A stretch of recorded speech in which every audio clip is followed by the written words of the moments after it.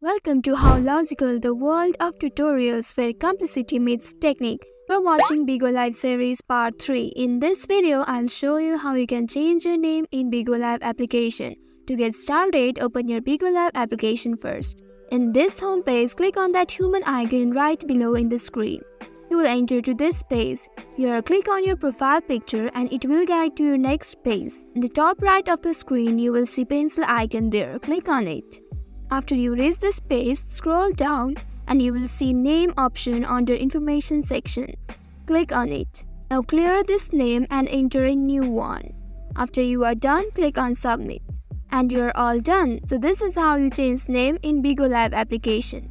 That's all for today's video. Thanks for watching till the end. If you found this video helpful, don't forget to like, share and subscribe the channel.